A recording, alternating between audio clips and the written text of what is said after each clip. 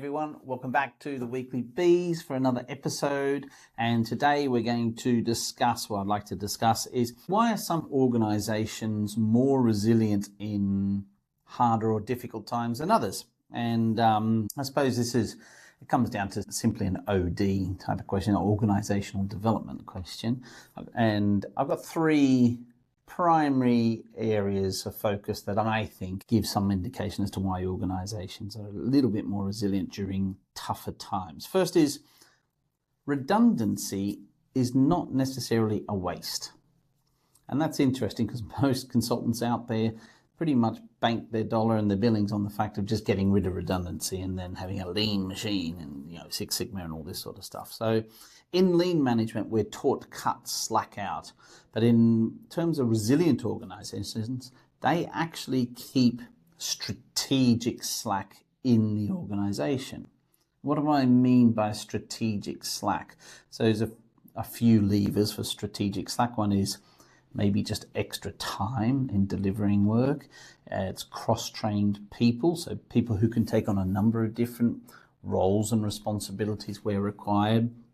Or it could even be as simple as just cash reserves, having and carrying a lot more cash to kind of tie you over the time of disruption, for instance. And more recently, we've seen a lot of that with the many things happening in the Middle East and various other things as well. Efficiency can sometimes be the enemy of resilience during times of crisis. The second one is strong ties versus weak ties. So resilient organizations have this thing, what I call high social capital. They mention that during disruption, people lean on relationships. I mean, we did during COVID. I think that's one of the things that got us through was the fact that we had at the time 15 years of relationships.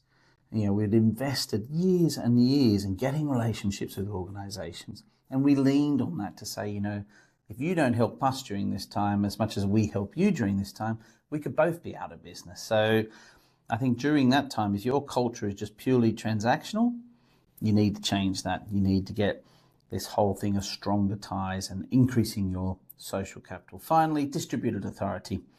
Resilience happens when the person closest to the problem has the power to fix it. But if every decision is just centralized to one person, then that makes it really hard. So having distributed leadership and decision-making, delegated authority, that really helps in times of crisis as well.